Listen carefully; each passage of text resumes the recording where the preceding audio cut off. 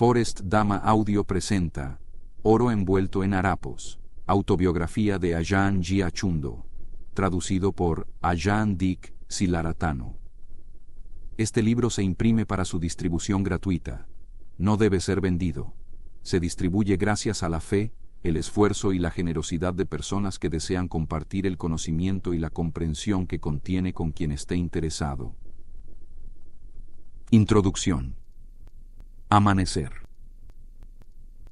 Imaginemos por un momento la desesperación de los campesinos del sudeste de China durante la primera década del siglo XX, cuando las condiciones de vida se habían vuelto insostenibles para los agricultores pobres de toda la región. Durante los largos períodos de sequía, la tierra se resecaba. Cuando volvían las lluvias, los ríos inundaban las tierras bajas. En cualquier caso, año tras año, las condiciones para recoger las cosechas eran desastrosas.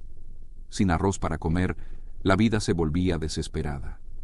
Para empeorar las cosas, la anarquía general de la región dio lugar a incursiones de bandas de merodeadores armados que saqueaban las mermadas reservas de grano.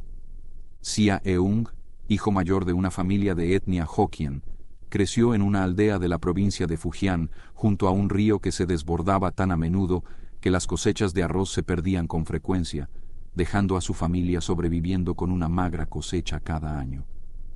Cuando los tifones se abatían sobre las montañas y las tierras bajas, los vientos tormentosos soplaban sin descanso y una lluvia densa y torrencial caía sin cesar durante meses, empapándolo todo. Cuando el nivel del agua subió hasta desbordar las orillas del río, la corriente empezó a devorar el terraplén, arrastrando la tierra hacia el torrente. El río crecía y fluía más rápido a medida que aumentaba su impulso, engullendo todo a su paso y desbordándose tanto que inundó los arrozales.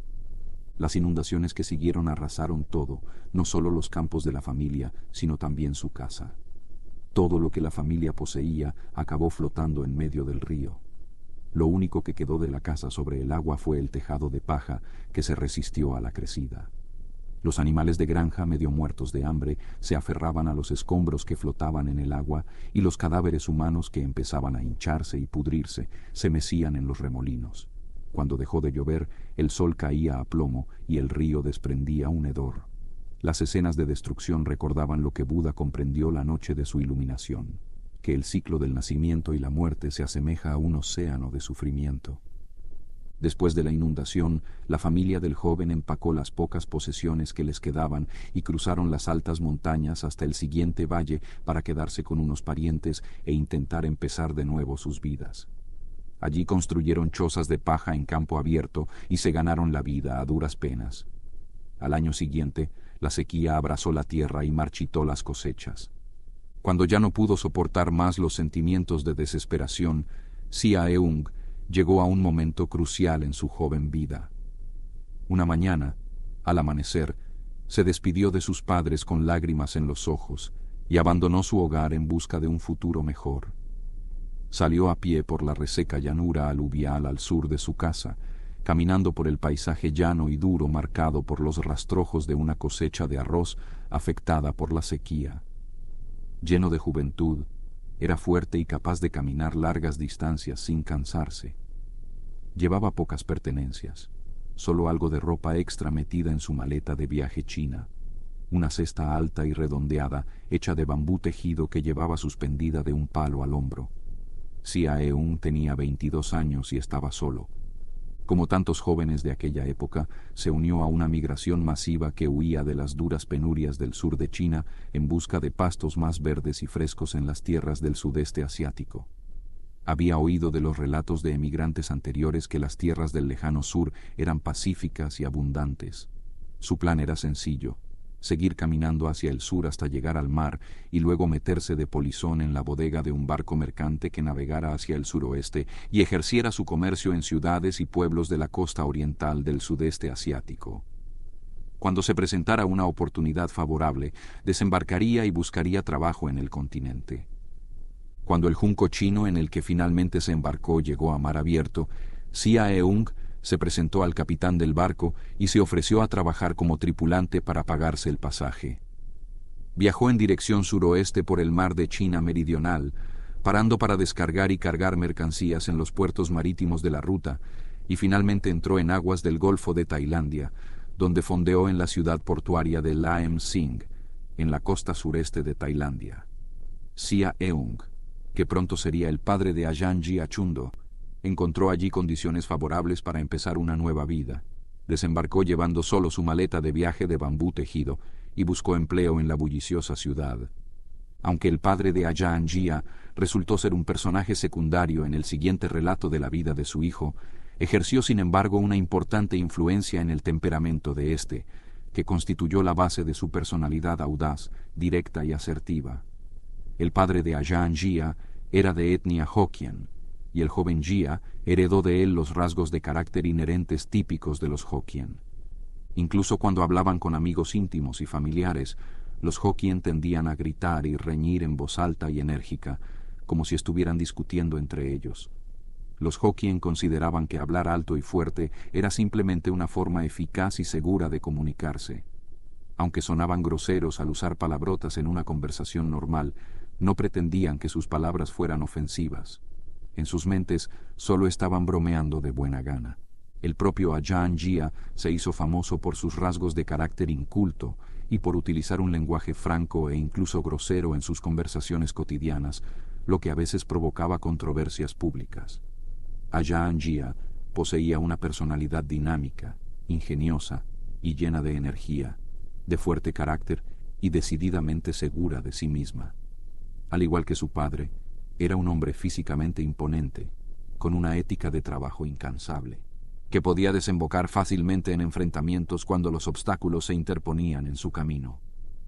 Cuando Ajahn Jia accedió a contar la historia de su vida, su carácter estricto y sensato se puso de manifiesto cuando levantó el telón para repasar su vida como monje del bosque, con las esperanzas, los objetivos, las aventuras y las lecciones aprendidas como protagonistas. Guió a sus oyentes a través de un paisaje biográfico de personas, lugares y acontecimientos que se entrecruzaban y que centraban la atención en el temperamento feroz y resuelto que determinó el curso de los acontecimientos en su viaje espiritual. En su narración, Ajahn Jia no evitó abordar sus propios defectos ni rehuyó describir a las personas con las que se relacionó en los términos más francos y directos. En su rigurosa búsqueda de la excelencia espiritual, era tan exigente consigo mismo como con sus alumnos. Sin embargo, no era todo rigor y severidad. Las anécdotas sobre sus hábitos excéntricos y su comportamiento poco ortodoxo, que permiten al lector hacerse una idea más completa de su personalidad, dejan entrever su lado menos desalentador y más humano. En el momento de la primera entrevista, la mente iluminada de Ajahn Jia, cómodamente vestida con los harapos desechados de su personalidad exterior, se enfrentaba al mundo sin sentirse incómodo ni avergonzado. Su relato se lee como si estuviera anunciando al mundo la confianza que sentía en la profundidad y madurez de su entendimiento. Al hablar honesta y abiertamente de sí mismo y de sus hazañas, no ocultaba agendas secretas ni segundas intenciones. Simplemente mostraba los rasgos obstinados y combativos por los que se había ganado el apodo de oro envuelto en harapos. La tarde del 30 de enero de 2000, un grupo de monjes y devotos laicos, que habían practicado durante décadas bajo la guía de Ajahn Jia, se acercaron a su residencia monástica con una petición especial.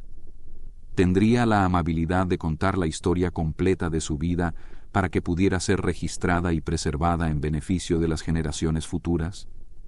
Buscaban un relato en profundidad de sus experiencias y reflexiones personales y estaban dispuestos a concederle todo el tiempo que necesitara para relatar su historia. Ajahn Jia tenía entonces 84 años y se acercaba al final de su vida. Sufría múltiples dolencias físicas que habían diezmado su cuerpo y minado sus fuerzas. Recostado en un sillón de ratán con los pies elevados para aliviar su dolor crónico, Ajahn Jia accedió a narrar los acontecimientos de su vida con la condición de que su biografía se utilizara para inspirar a la actual generación de monjes y practicantes laicos a confiar en las prácticas budistas tradicionales que conducen directamente a la liberación del sufrimiento. Las grabaciones tomadas de esa entrevista y de otras posteriores se convirtieron en la historia oral en la que se basa este libro. Mientras los miembros del grupo preparaban su equipo de grabación de vídeo, Ajahn Jia les advirtió de que su memoria se había deteriorado junto con su salud física, una desventaja que probablemente afectaría a la exactitud de sus recuerdos. No obstante, haría todo lo que estuviera en su mano dadas las circunstancias. El resultado fue, de hecho, un relato detallado de los acontecimientos que caracterizaron la vida de Ajahn Jia y de los tiempos extraordinarios que le tocó vivir. A excepción de esta introducción y del epílogo que concluye el libro, el contenido de este libro procede de esas entrevistas grabadas, que se realizaron en un horario regular a lo largo de varias semanas. Las grabaciones de voz se transcribieron posteriormente a la lengua tailandesa y se publicaron como autobiografía titulada Ajahn Jia Chundo, oro envuelto en harapos. Este libro presenta la traducción al inglés de la versión tailandesa, que he reelaborado en aras de la claridad y la fluidez. La versión inglesa resultante es una obra cuidadosamente compuesta. La selección de sus materiales y su disposición en capítulos está guiada por el deseo de destacar temas específicos de la vida de Ajahn Jia y su trayectoria de práctica. Ajahn Jia abrió su relato con la historia de la emigración de su padre, muy joven, desde el sur de China al sureste de Tailandia. Habló de la influencia que sus padres tuvieron en su educación y temperamento.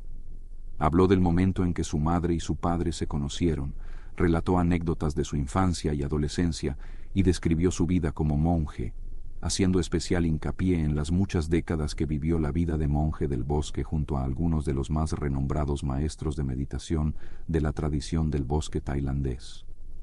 Ajahn Jia nació en una época de viajes a pie y canales de navegación, luz de velas y cocinas de leña, caminos de tierra y calles de grava, y costumbres sociales agrarias. Era una época sencilla, sin complicaciones, en la que los bosques vírgenes, alfombrados de espesa maleza subtropical, dominaban gran parte de la masa terrestre de Tailandia, creando grandes extensiones de naturaleza salvaje que se extendían por muchas regiones del país. Donde hoy las carreteras serpentean por el campo, en aquella época solo había estrechos senderos que atravesaban el denso terreno selvático, donde los poblados se encontraban a menudo a un día de camino. Los bosques que rodeaban esas comunidades estaban repletos de peligrosos animales salvajes, por lo que resultaban aterradores para los habitantes locales. Fue en estos parajes salvajes escasamente habitados donde Ajahn Jia encontraría el entorno ideal para recorrer el noble camino de Buda hacia la iluminación. Como cabe esperar de un relato oral improvisado de la propia vida, su narración de los acontecimientos a veces carecía de estructura y coherencia. Al principio, el recuerdo de episodios de su juventud no siempre seguía el orden en que ocurrieron. En cambio, los recuerdos le venían a la mente de forma más aleatoria, ya que el recuerdo de un suceso o una persona de su infancia le impulsaba a describir un incidente relacionado que había ocurrido años más tarde. Por ejemplo, mientras relataba su vida de adolescente, interponía anécdotas ocurridas después de convertirse en monje, para volver enseguida a la narración de sus experiencias adolescentes. En estos casos, he reordenado el relato reagrupando la secuencia de los acontecimientos para reflejar un orden cronológico lo más exacto posible. Por ejemplo, todas las historias relacionadas con su vida monástica se han colocado juntas. Algunas ocurren en el momento de su ordenación, otras en los años posteriores. Otras secciones de la narración se han desplazado e insertado en lugares donde parecen encajar mejor con el orden biográfico de los acontecimientos, haciendo que esta narración en inglés fluya suavemente de una historia a la siguiente. Debido a su tono conversacional, los recuerdos de Ajahn Jia a menudo parecen divagar y serpentear de un episodio a otro, con la cadena de acontecimientos interrumpida a intervalos por enseñanzas espontáneas del Dhamma. Si Ajahn Jia hubiera decidido editar él mismo el texto antes de su publicación, tal vez habría reducido algunas de las divagaciones y organizado la historia en una estructura más clara. Pero como no expresó ningún interés en hacerlo, el equipo de edición original fue abandonado a su suerte. Reacios a desviarse de la palabra de Ajahn Jia, los editores tailandeses transcribieron su relato oral tal como él lo pronunció y lo publicaron sin cambios significativos. Como Ajahn Jia utilizaba un lenguaje informal, más habitual en el habla que en la escritura, Su narrativa era naturalmente campechana y coloquial. Al no estar ensayado, su discurso se caracterizaba menos por las estructuras gramaticales complejas y el vocabulario técnico, y más por la gramática, el vocabulario y los modismos propios del lenguaje y la conversación cotidianos. Seguir la deriva de sus recuerdos allá donde le lleven confiere a su relato un carácter realista y sin pretensiones. En consecuencia, su narración parece la de un amigo que habla con otro sobre su vida. A pesar de ese estilo informal, cuando el tema del Dhamma aparece en la historia, el tono de Ajahn Jia se vuelve inmediatamente serio, comedido y circunspecto en respuesta y respeto al Dhamma que está expresando. Su relato presenta muchos episodios que detallan los sucesos acaecidos en su vida, algunos de los cuales culminan en vívidas descripciones de las experiencias decisivas ocurridas durante periodos cruciales de su crecimiento y desarrollo espiritual. Se ciñó a los detalles prácticos que definían cada episodio de su vida y no trató de presentar una versión romántica de los acontecimientos. No sentía nostalgia ni añoranza por el pasado. Aceptó la inevitabilidad de un mundo cambiante, permaneciendo pragmático y con visión de futuro a lo largo de toda la narración. Dado que Ajahn Jia hablaba espontáneamente de su vida, era probable que se produjera cierto grado de exageración y embellecimiento, o que ocasionalmente se dilatara en el tiempo y el lugar. Ajahn Jia era a menudo la única fuente de los relatos que daba, y a veces contaba sus historias en más de una versión, lo que inevitablemente daba lugar a ciertas discrepancias y disparidades. He intentado conciliar las incoherencias aparentes dando prioridad a la versión más probable, o, en algunos casos, combinando detalles de varias versiones en una sola, e insertándola en el lugar que le corresponde en la cronología de los acontecimientos.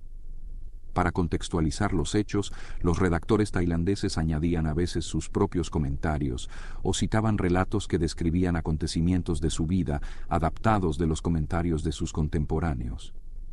Cuando esos comentarios han sido constructivos, coherentes con el propósito de Ajahn Jia y útiles para aclarar las circunstancias que han servido de marco a un episodio concreto, los he incorporado a la narración.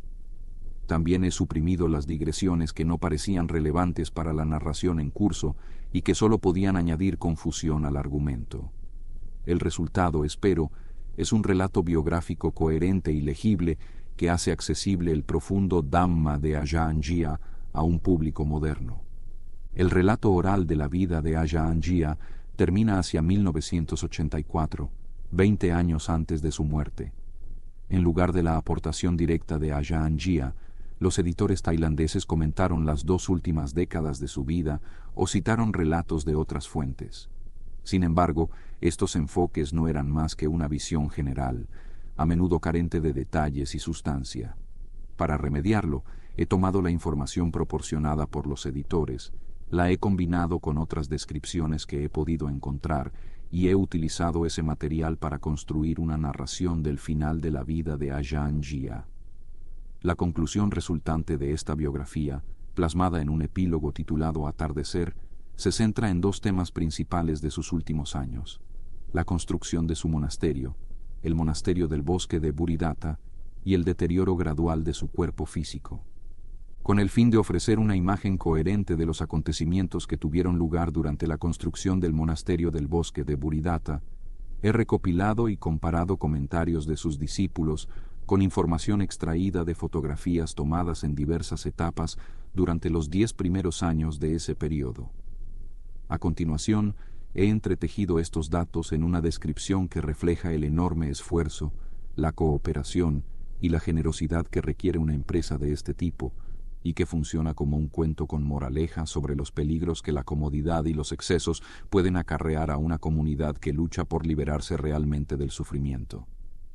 Para describir con exactitud el deterioro físico de Ajahn Jia y su inquebrantable resistencia frente a la acumulación de problemas de salud que experimentó durante los años anteriores a su muerte, consulté primero el material relativamente limitado proporcionado por los editores originales. Se trataba de una serie de viñetas en las que se enumeraban los problemas de salud de Ajahn Jia, los médicos que le trataron, fechas concretas y los hospitales en los que recibió tratamiento. A partir de ahí, investigué las distintas enfermedades hasta poder describir con precisión sus síntomas típicos y utilicé ese conocimiento junto con fotografías de la época para añadir más detalles a la secuencia de acontecimientos que condujeron a su muerte. Como el deterioro de su salud fue paralelo a otros incidentes que tuvieron lugar en su vejez, utilicé esa asociación para trazar la historia de la vida de Ajahn Jia hasta el final, que culminó con el fallecimiento definitivo del guerrero espiritual el 23 de agosto de 2004. A lo largo de esta traducción, me he esforzado por seguir una tradición consagrada de la biografía budista, que pone tanto énfasis en las lecciones aprendidas de las consecuencias morales de los acontecimientos descritos como en los propios acontecimientos. En otras palabras, en cada episodio de la vida de Ajahn Jia puede encontrarse una lección del Dhamma esperando a ser contada. El propio Ajahn Jia empleó el método de utilizar los recuerdos sobre su vida como medio para presentar a su audiencia importantes lecciones sobre los aspectos prácticos de las enseñanzas de Buda. Las narraciones de Ajahn Jia se contaban desde el punto de vista de un maestro anciano y maduro.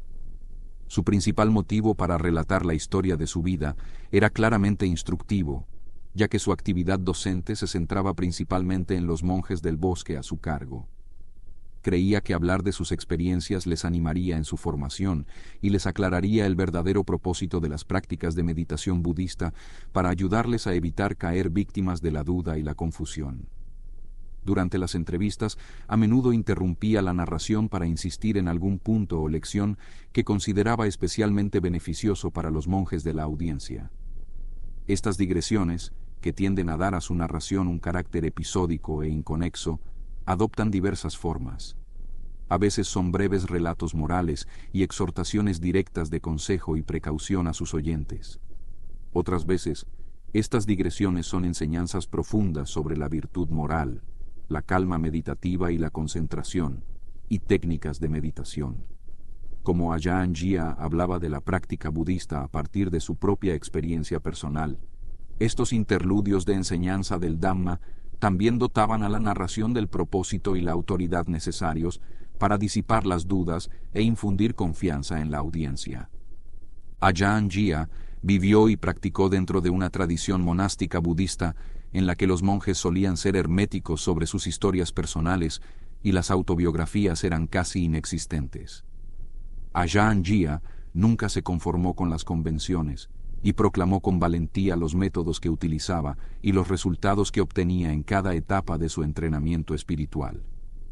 En ese sentido, dejó un registro de su vida y sus experiencias de meditación que, tanto en extensión como en detalle, era inusual en el budismo tailandés. La inclinación a hablar de su propia vida aumentó con la edad y se había convertido en una característica destacada de su estilo de enseñanza en el momento en que tuvo lugar la entrevista para este libro, lo que llevó a Ajahn Jia a hablar abiertamente de toda la gama de sus logros espirituales. El estilo y el ritmo incoherentes de la narración reflejan a la perfección el austero estilo de vida nómada que Ajahn Jia llevó durante gran parte de su vida monástica. Profundamente impresionado por las historias que le contaron sobre monjes budistas cuya gran virtud les permitía emprender prácticas ascéticas que a la mayoría le parecerían increíbles, se embarcó en un estricto régimen de entrenamiento monástico en un intento de emularlos. Inspirado por los relatos heroicos de las penurias que ilustres figuras budistas del pasado habían superado en la lucha por alcanzar la iluminación, emprendió el camino budista con grandes esperanzas, ansioso por comenzar su práctica formal. Creía que un monje que se compromete a alcanzar el fin de todo sufrimiento debe seguir adelante con una determinación inquebrantable y mantener ese ímpetu, sean cuales sean las dificultades encontradas, hasta lograr el objetivo final. Desde los tiempos de Buda, el estilo de vida de un monje budista se ha inspirado en la vida de un vagabundo sin hogar. Este aspirante espiritual, que ha renunciado al mundo y se ha alejado de su hogar y su familia, se viste con hábitos sencillos cosidos con telas desechadas, depende de las limosnas para comer y toma el entorno del bosque como morada. Las prácticas budistas de renuncia basadas en ese estilo de vida espartano y ejercidas en aras del progreso espiritual en el camino de Buda hacia la iluminación se conocieron como dhutangas. La naturaleza austera de esas prácticas proporcionó la estructura de apoyo para los métodos de meditación utilizados por los monjes que habitaban los bosques a lo largo de la historia del monacato budista, lo que ayuda a explicar por qué las prácticas ascéticas siempre han estado profundamente entretejidas en el tejido del budismo. A principios del siglo XX se produjo un extraordinario renacimiento de ese estilo de vida monástico tradicional. El resurgimiento, que llegaría a conocerse como la tradición tailandesa del bosque, fue un intento de revitalizar antiguas normas de la práctica budista, vida en el bosque, disciplina moral y meditación en busca del camino de Buda hacia la iluminación, que llevaban mucho tiempo ausentes en la cultura monástica de la época.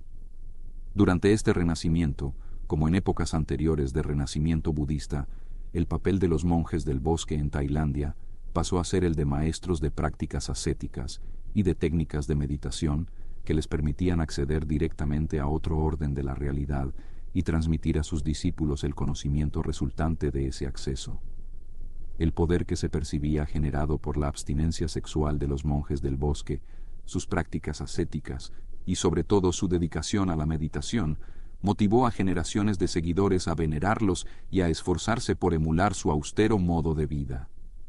Cuando Ajahn Jia ingresó en el monacato en 1937, los monjes del bosque de Tailandia habían establecido una sólida tradición de meditación basada en las 13 prácticas ascéticas Dhutanga autorizadas y fomentadas por Buda. Se referían a su estilo de vida ascético como Tudong, una forma abreviada de la palabra Dhutanga. El concepto de Tudong abarcaba no solo la observancia de todos o algunos de los Dhutangas y otras prácticas de renuncia, sino también, en un sentido más amplio, la costumbre de un monje del bosque de caminar solo a pie durante meses a través de zonas salvajes escasamente pobladas, viajes arduos que a menudo ponían a prueba la fuerza espiritual y la resistencia de un monje hasta el límite. Cuando viajaban, los monjes Dhutanga de la generación de Ajahn Jia solo llevaban consigo sus necesidades básicas, los 3 hábitos principales: un cuenco para limosnas, una navaja, un cinturón, agujas e hilo, un colador de agua y un paraguas tienda, una cortina de tela colgada del borde de un paraguas casero que formaba una especie de tienda de campaña cuando se colgaba de la rama de un árbol. Su vida cotidiana estaba llena de bosques y montañas, ríos y arroyos, cuevas, acantilados y peligrosos animales salvajes. Se desplazaban de un lugar a otro caminando por estrechos senderos salvajes en remotas regiones fronterizas donde escaseaban las comunidades aldeanas. Como su vida dependía de las limosnas que recogían en esos pequeños asentamientos, los monjes Dhutanga errantes nunca sabían con exactitud dónde encontrarían su próxima comida, y estaban preparados, cuando las circunstancias lo exigían, para no recibir alimento alguno. Se basaban simplemente en una disciplina estricta y una determinación feroz para superar los difíciles retos que se proponían. Tras su ordenación, Ajahn Jia se unió a las filas de aquellos intrépidos monjes del bosque que emprendían prácticas ascéticas Dhutanga para liberar sus mentes de los estorbos que las contaminaban. Lograr ese objetivo requería nada menos que una revolución en los hábitos mentales con los que un monje gestionaba su vida diaria. Tal transformación, a su vez, implicaba compromiso, valor y toda una vida de persistencia y disciplina. Ese estilo de vida meditativo combinaba periodos de vida sedentaria, cuando los monjes se reunían en comunidades monásticas forestales para formarse con un ajahn, o maestro de prestigio, con la existencia nómada Dhutanga, que seguían una vez completada su formación. La introducción de Ajahn Jia a las prácticas Dhutanga comenzó con su vida en una comunidad monástica del bosque, donde vivía bajo la atenta tutela de Ajahn Kongma, un monje anciano respetado por su sabiduría. Dentro del monasterio, su vida estaba regulada por un régimen intensivo en el que la disciplina sujetaba al monje en todo momento, en las rutinas de meditación, en los procedimientos de la sala del Dhamma, en los protocolos de maestro y discípulo, en los cánticos matutinos y vespertinos ante la estatua de Buda y en los preceptos disciplinarios que observaban los monjes budistas. A Ajahn Jia se le enseñaron temas fundamentales de meditación budista, como la atención plena centrada en la palabra de meditación Budo y la contemplación del cuerpo humano. al enfatizar de este modo el respeto por los valores monásticos tradicionales. Los monasterios del bosque pudieron mantener la integridad del compromiso de sus monjes con las prácticas budistas auténticas. Aunque muchos monjes del bosque vivieron y estudiaron con sus maestros durante años antes de atreverse a independizarse, Ajahn Jia, con su temperamento audaz y aventurero, fue una notable excepción. Con el tiempo, Ajahn Jia pasó a formar parte de un grupo de monjes del bosque que fueron pioneros en el uso de nuevas e innovadoras estrategias Dhutanga, contribuyendo a añadir nuevas dimensiones a las prácticas ascéticas consagradas por Buda.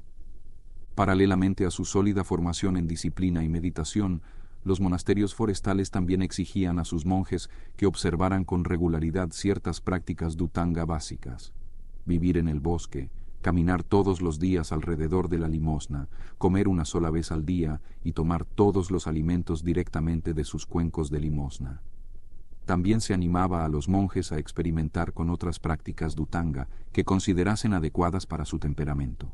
Por ejemplo, vestir únicamente hábitos confeccionados con telas desechadas, vivir al aire libre, acampando al pie de un árbol, en una cueva o bajo un acantilado saliente, y la práctica de no tumbarse nunca. Estas prácticas se consideraban formas avanzadas de ascetismo que los monjes debían emprender a discreción cuando se sentían preparados para intensificar su meditación y poner a prueba su fuerza interior hasta el límite. El relato de Ajahn Jia revela su profundo aprecio por el mundo natural. Su relato indica que muchas regiones de Tailandia eran ricas en bosques vírgenes y antiguos, ríos y arroyos de aguas cristalinas, amplias cuevas donde el aire era fresco y puro, montañas regadas por manantiales naturales y una abundante vida salvaje. Era un entorno de inmensa biodiversidad que había permanecido prácticamente intacto en el sur y el sureste de Asia, remontándose milenios atrás, hasta la época de Buda. Aunque la importancia concedida a las prácticas de meditación en el bosque fue aumentando y disminuyendo a lo largo de los siglos, la naturaleza virgen nunca dejó de ser una fuente de reclusión ideal para el entrenamiento espiritual de los practicantes más dedicados. Sin embargo, la situación cambió radicalmente a mediados del siglo XX. En 1916, el año en que nació Ajahn Jia, casi el 70% de la superficie de Tailandia estaba cubierta por vastas extensiones de bosques de frondosas, donde un monje Dhutanga podía caminar de un extremo a otro del país a través de una naturaleza salvaje ininterrumpida. Debido a la posterior deforestación desenfrenada, cuando Ajahn Jia falleció en 2004, solo quedaba un 20% de bosque en el país, y las cada vez más escasas áreas silvestres estaban confinadas a reservas forestales nacionales. La destrucción masiva de las antiguas áreas silvestres significaba que el ámbito de actividad de un monje forestal quedaba reducido a bolsas de bosque separadas por extensas zonas de arrozales cultivados y expansión urbana.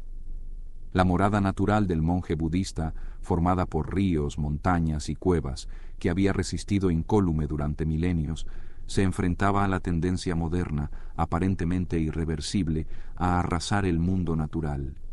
Leída desde la perspectiva de ese paisaje alterado, la autobiografía de Ajahn Jia puede entenderse a la vez como una oda que rinde tributo a la que quizá fue la última época dorada de las prácticas ascéticas budistas, y como un canto del cisne que anuncia el ocaso del entorno ideal de meditación que durante tanto tiempo hizo posibles esos modos únicos de práctica.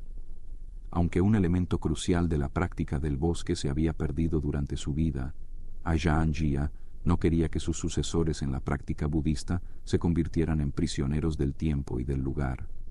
Por el contrario, lanzó el guante a las futuras generaciones de practicantes budistas, desafiándoles a permanecer fieles, bajo cualquier circunstancia, a las prácticas budistas tradicionales que conducen directamente a la liberación del sufrimiento. Oro envuelto en harapos presenta el relato real y verdadero de la vida y la práctica de Ajahn Jia, revelándonos no solo el carácter y la personalidad del hombre que vivió su efímera vida en esta tierra, sino también el noble objetivo que trascendió su persona terrenal para alcanzar, y los medios por los que echó atrás la raída mortaja de esa persona para revelar el oro puro velado tras esos harapos.